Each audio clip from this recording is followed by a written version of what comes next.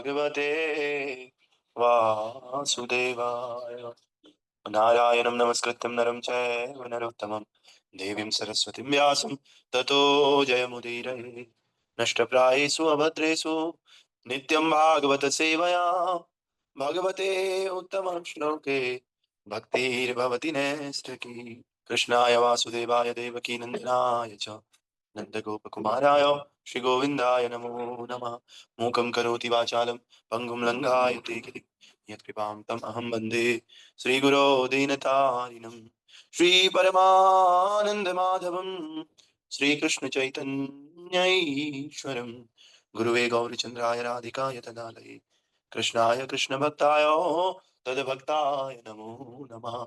नमो ओं विष्णुपादाय कृष्णपृष्ठाय भूतले श्रीमते भक्तिवेदांत गोस्वामिने इति नामिने। नमस्ते सरस्वते देवे गौरवाणी प्रचारिणे निर्विशेष शून्यवादी पाश्चात्य देशतारिणे।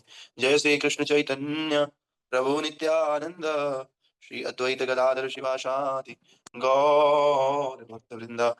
हरे कृष्णा कृष्णा कृष्णा हरे हरे हरे राम राम राम हरे हरे। नमो पंकजनाभाय नमो पंकजमालिने नमो पंकजनेत्राय नमस्ते पंकजाग्रये नमस्ते पंकजाग्रये। ग्रंथराज श्रीमद् भागवत महापुराण की जय। श्रील प्रभुपाद गुरु महाराज की जय। अनंत कोटि वैष्णव वृंद की जय। निताय गौर प्रेमानंदे हरि हरि बोल। आप सभी भक्तों का स्वागत है सुबह की भागवतम कक्षा में।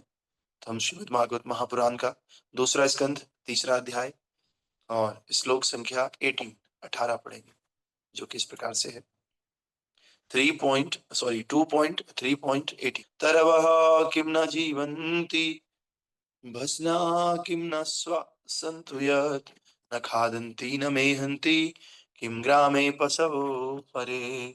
हरे कृष्ण। हरे कृष्ण प्रभु जी। तरवा किं न जीवन्ति वस्त्रां किं न श्वावसंयुता न खादन्ति न मेनन्ति किं ग्रामे पशवो परे। बोल कोई और बात। हरे कृष्ण प्रभु तरवा किं न जीवन्ति वस्त्रा किं न स्वस्त्रयुक्ता न खादन्ति न मेहन्ति किं ग्रामे पशवो अपरे। हरि बोल और कोई बात। ओके, तो हमने कल के श्लोक में देखा कि जो सूर्य होता है उदय होता है अस्त होता है, लेकिन सूर्य के उदय और अस्त होने के साथ साथ हमारी आयु भी क्षीण होती है।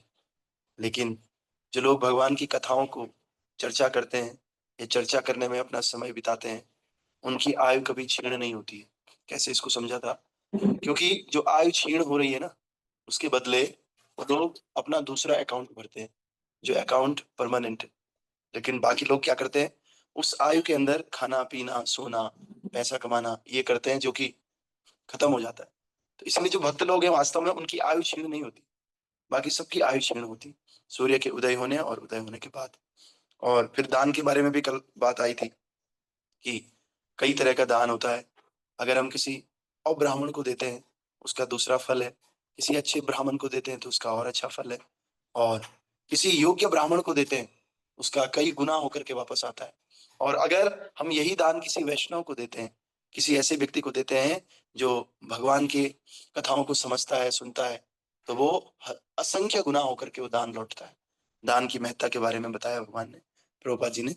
लेकिन जो भी हम दान पुण्य करते हैं भक्ति करते हैं वो वापस लौटता है, चाहे उसका अनुपात कोई भी क्यों ना हो, है ना। और शुद्ध भक्त की संगति से भगवान की दिव्य कथाओं में बिताया गया एक क्षण भी भगवान के धाम को लौटने की पूरी सुनिश्चितता है। निश्चित रूप से भगवान के धाम जाएगा वो व्यक्ति, जो व्यक्ति भगवान की कथा को एक क्षण के लिए भी सुनता है। लेकिन कौन किस तरह से सुनता है, उस अनुपात में उसे भगवान का धाम मिलता है। किसी को इसी जन्म में मिल जाएगा, किसी को 10 साल में, किसी को अगले जन्म में, किसी को 20 साल में मिल जाएगा, लेकिन ये बहुत निश्चित है। ठीक है, तो इस प्रकार से आज का जो श्लोक है वो इस प्रकार से है। तो क्या वृक्ष जीते नहीं है? क्या लोहार की धोकनी सांस नहीं लेती? हमारे चारों ओर क्या पशुगण भोजन नहीं करते? ये वीर्यपात नहीं करते? ये कौन बोल रहा है? ये सौनक ऋषि अभी इनको बता रहे, है ना। तो आइए इसका अर्थ इस प्रकार से है। तात्पर्य बाय अर्चनीय बंदनीय प्रातः स्मरणीय जगत गुरु श्रील प्रभुपाद जी द्वारा। श्रील प्रभुपाद की जय।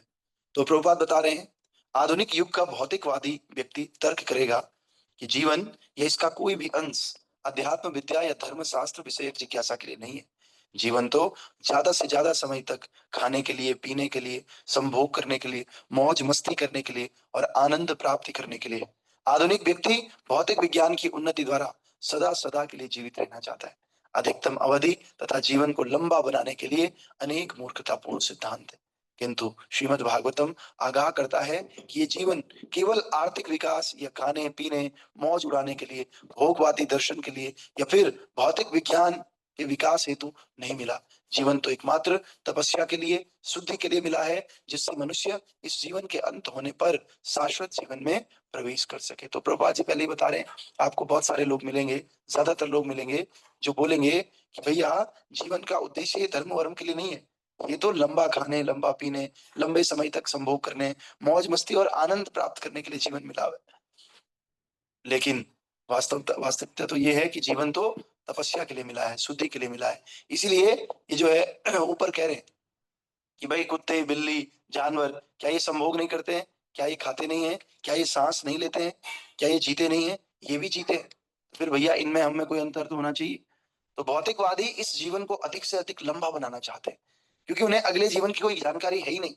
वे इसी जीवन में ज्यादा से ज्यादा सुख भोगना चाहते हैं, क्योंकि वे अंतिम रूप से सोचते हैं कि मृत्यु के पश्चात कोई जीवन होता ही नहीं।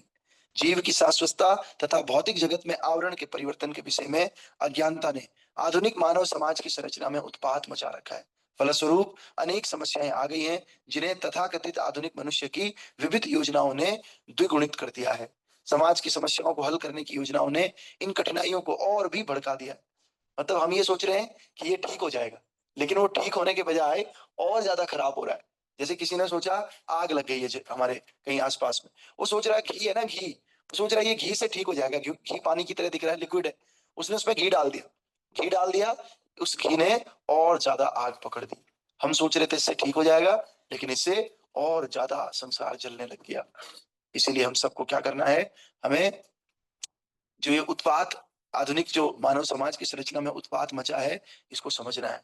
और इसने इन कठिनाइयों को और भी ज्यादा कर दिया है।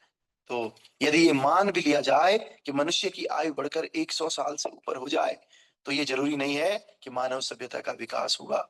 मान लिया किसी ने 100 साल जीना था, अब वो 150 साल जीगा, तो इससे मानव सभ्यता का विकास नहीं होता है। श्रीमद् भागवतम का कथन है कि कुछ वृक्ष सैकड़ों हजारों वर्षों तक जीवित रहते हैं। वृंदावन में एक इमली का वृक्ष है, जिसे इमली तल्ला कहते हैं। आप लोग गए होंगे वहां पर। चैतन्य महाप्रभु सबसे पहले वहीं पर आए थे वृंदावन में, कई साल पहले। इमली तल्ला, राधा मदन मोहन जी के मंदिर से थोड़ा आगे जाएंगे आप परिक्रमा मार्ग पे, तो आपको इमली तल्ला मिलेगा। तो इमली तल्ला में एक पेड़ मिलेगा आपको, जो कई सालों से ये पेड़ है। तो इमली का वृक्ष है ये वास्तव में। तो चैतन्य महाप्रभु यहाँ पर बैठ करके भजन करते थे इमली तल्ला में। तो जो वहां पर भगवान श्री कृष्ण के समय से स्थित बताया जाता है। जब कृष्ण वृंदावन में थे, तब से ये वृक्ष वहां पर है, इमली तल्ला। तो कलकत्ता के वानस्पतिक उद्यान में भी एक बरगद का वृक्ष है, जो 500 सालों से भी पुराना है। और विश्व भर में ऐसे अनेक पेड़ हैं। स्वामी शंकराचार्य केवल 32 साल जीवित रहे, और भगवान चैतन्य महाप्रभु केवल 48 साल रहे। चैतन्य महाप्रभु 48 ईयर्स में रहे, उन्होंने शरीर को छोड़ दिया था 48 ईयर्स में। तो इसका अर्थ ये हुआ कि उपयुक्त वृक्षों का दीर्घ जीवन शंकर या चैतन्य से अधिक महत्वपूर्ण है। सोचो इतना लंबा ये वृक्ष जिए, तो क्या ये वृक्ष चैतन्य महाप्रभु से ज्यादा महत्वपूर्ण है? क्या ये वृक्ष शंकराचार्य से ज्यादा महत्वपूर्ण है?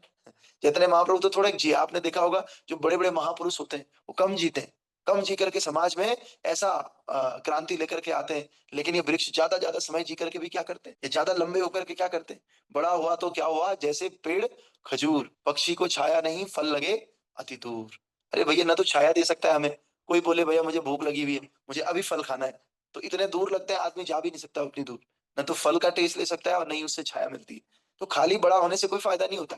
एक आम की डाली बहुत छोटी होती, लेकिन उसमें लबालब आम लगे हुए, तो वो काम का होता है ना। तो इसी प्रकार से लंबा जीवन हम कर भी लें, और मानव सभ्यता अगर है नहीं हमारे अंदर, तो क्या करना है उस लंबे जीवन का? थोड़ा सा जीवन हो, लेकिन सभ्य जीवन हो।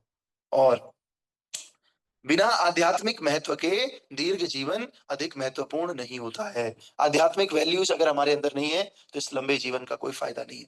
मनुष्य संदेह कर सकता है कि वृक्ष इसलिए जीवित है क्योंकि वे श्वास नहीं लेते, किंतु आधुनिक विज्ञानियों ने, जैसे बोस, जगदीश चंद्र बोस, उसने ये पहले ही सिद्ध कर दिया कि पौधों में भी प्राण होता है। अतएव सांस लेना वास्तविक जीवन का लक्षण नहीं है। श्रीमद् भागवतम का कहना है कि लोहार की धोकनी तेजी से श्वास लेती है, किंतु इसका अर्थ ये नहीं है कि धोकनी में प्राण है। लोहार की धोकनी समझते हो ना, जिससे बार बार हम फूंक मारते हैं और उससे फिर वो अंगारे सुलगते हैं, वो भी तो सांस लेने जैसे दिख रही है, लेकिन वो जीवित थोड़ी है, उसमें प्राण थोड़ी है।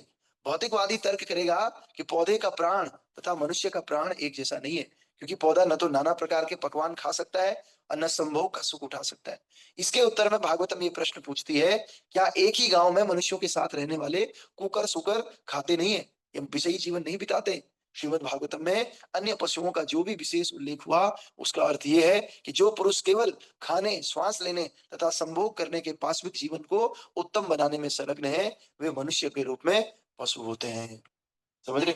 एताम न विद्याम न गुणो न धर्मो, ऐसाम न विद्याम न तपो न धर्मो, ते मर्त्य लोके भुवि भार भूता मनुष्य रूपेण मृगाश्चरन्ति।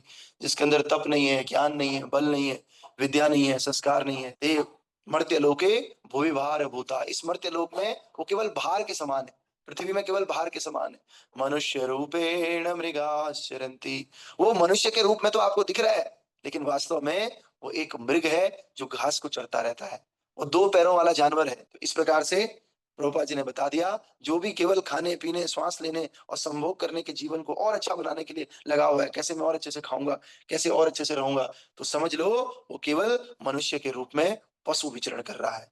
उत्तम दिखने वाले इस प्रकार के पशुओं का समाज दुखी मानवता को कभी भी लाभ नहीं पहुंचा सकता, क्योंकि एक पशु दूसरे पशु को हानि तो पहुंचा सकता है, किंतु कोई बिरला ही पशु ऐसा होता है जो दूसरे को लाभ पहुंचाता। आप जंगल में चले जाइए, कोई ऐसा पशु नहीं है जो दूसरे पशु को लाभ पहुंचाता होगा, वो ज्यादातर एक दूसरे को हानि ही पहुंचाते। इसीलिए एक पशु दूसरे पशु को देख करके डरता है, लेकिन मनुष्य समाज ऐसा है जिसमें एक मनुष्य दूसरे मनुष्य को देख करके नहीं डरता, क्योंकि दोनों में क्या है, एक कल्चर है, एक समाज है। तो किसी की भी पशु के अंदर कल्चर का कमी होता है, सभ्यता का कमी होता है। कुत्तों की कौन सी सभ्यता होती है, लेकिन मनुष्य समाज के अंदर एक सभ्यता होती है। ये सभ्यता मनुष्य को पशुओं से अलग करती है। तो इसलिए हमें सभ्य बनना है। और सभ्यता क्या है? सभ्यता ये है कि केवल अन्य पशुओं की तरह खाने पीने भोग करने में समय को ना बिताया जाए, बल्कि भगवान की सेवा करके, धर्म को जीवन में अंगीकार करके, स्पिरिचुअल वैल्यूज को जीवन में अंगीकार करके इस जीवन को, मनुष्य जीवन को पशुओं से अलग बनाया जाए, है ना? तो ये श्रीमद् भागवत महापुराण का संदेश है। तपस्या किया जाए, अपने जीवन को शुद्ध किया जाए, और इस जीवन का जो असली उद्देश्य है उसको पहले समझा जाए कि भैया हमारे जीवन का असली उद्देश्य है क्या। और जब पता चल जाए कि असली उद्देश्य ये है, तो उस पर काम करना शुरू कर दिया जाए। ये जीवन की एकमात्र शिक्षा है मनुष्य जीवन की। तो कल के श्लोक में हम पढ़ेंगे कि आगे शौनक ऋषि कह रहे हैं कि कुत्ते, सुअर, ऊंट, गधे जैसे पुरुष उन पुरुषों की प्रशंसा करते हैं जो समस्त बुराइयों से उद्धार करने वाले भगवान कृष्ण की दिव्य लीलाओं का कभी भी श्रवण नहीं करते हैं। तो जो लोगों के अंदर ये जानवर वाली मेंटेलिटी है ना, वो क्या करेंगे? वो उन्हीं की प्रशंसा, उन्हीं की तारीफ करते हैं जिनके अंदर भक्ति का लेश मात्र भी नहीं है। तो बस अब आगे तो सामान्यतः जो धोबी होता है ना, धोबी, वो गधे को रखता है जिसकी सामाजिक स्थिति सम्मानजनक होती। तो इस प्रकार से हमने बस आज के श्लोक में ये सीखा कि सारे जानवर भी, वृक्ष भी जीते हैं और भोजन करते हैं, वीर्यपात करते हैं, संभोग करते हैं, है ना, अपनी सुख सुविधाएं जुटाते हैं, लेकिन इन पशुओं से हमें थोड़ा सा अलग रह करके मनुष्य जीवन की महत्ता को समझना है। ये बात हमने देखी। तो आप सब लोगों से अनुरोध है कि आप इस प्रकार से जीवन को करें कि हमारी आध्यात्मिक प्रगति हो और हम मनुष्यों होकर के पशुओं से अपने जीवन को अलग रखें, है ना? श्रील प्रभुपाद की जय।